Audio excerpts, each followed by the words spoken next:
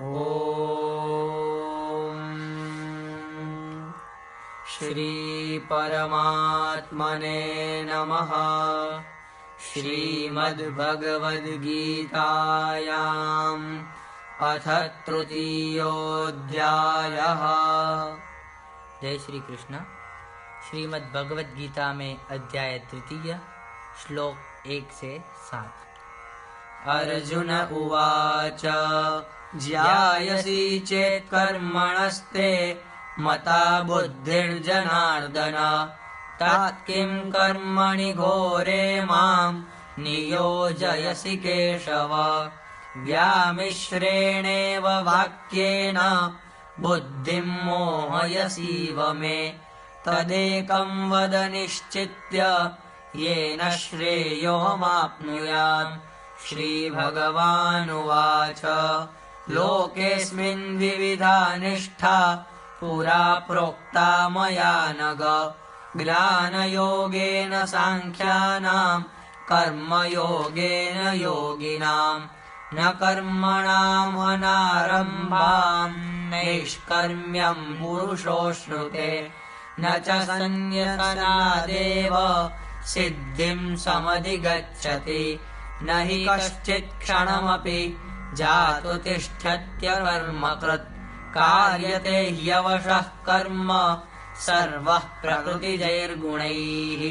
कर्मेन्द्रियाणि संयम्य य आस्ते मनसा स्मरन् इन्द्रियार्थान् विमूढात्मा मिथ्याचारः स उच्यते। यस्त्विन्द्रियाणि मनसा नियम्यारभते अर्जुन कर्मेन्द्रियैः कर्मयोगम् असक्तः स विशिष्यते। ओम जय श्री कृष्ण। श्रीमद् भगवद गीता के तीसरे अध्याय का 1 से 7 श्लोक तक अर्थ। अर्जुन बोले, हे जनार्दन, यदि आपको कर्म की अपेक्षा ज्ञान श्रेष्ठ मान्य है तो फिर हे केशव मुझे भयंकर कर्म में क्यों लगाते हो। आप मिले हुए वचनों से मेरी बुद्धि को मानो मोहित कर रहे हैं। इसलिए उस एक बात को निश्चित करके कहिए जिससे मैं कल्याण को प्राप्त हो सकूं। श्री भगवान बोले, हे निष्पाप, इस लोक में 2 प्रकार की निष्ठा मेरे द्वारा पहले ही कही गई हैं। उनमें से सांख्य योगियों की निष्ठा तो ज्ञान योग से और योगियों की निष्ठा कर्म योग से होती है।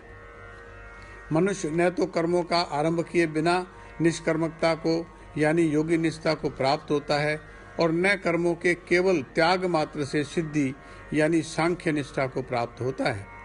निसंदेह कोई भी मनुष्य किसी भी काल में क्षण मात्र भी बिना कर्म किए नहीं रहता, क्योंकि सारा मनुष्य समुदाय प्रकृति जनित गुणों द्वारा परवश हुआ कर्म के करने के लिए बाध्य किया जाता है।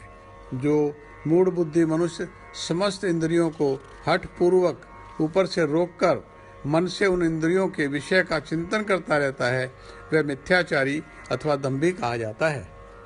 किंतु हे अर्जुन, जो पुरुष मन से इंद्रियों को वश में करके अनासक्त हुआ समस्त इंद्रियों द्वारा कर्मयोग का आचरण करता है वही श्रेष्ठ है। जय श्री कृष्ण।